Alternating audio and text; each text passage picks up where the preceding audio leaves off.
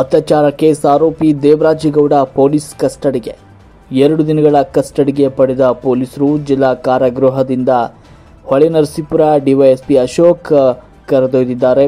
ಅವರ ಪ್ರೊಸೀಜರ್ ಅವರು ಮಾಡ್ತಾರೆ ಬಿಡ್ರಪ್ಪ ಅಂತ ಆರೋಪಿ ದೇವರಾಜೇಗೌಡ ಈ ಸಂದರ್ಭದಲ್ಲಿ ಹೇಳಿದ್ದಾರೆ.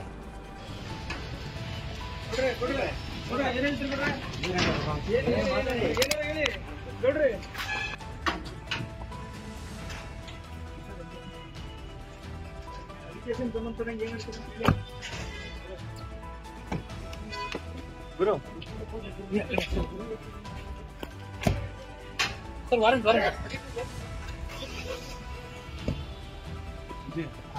Sir warrant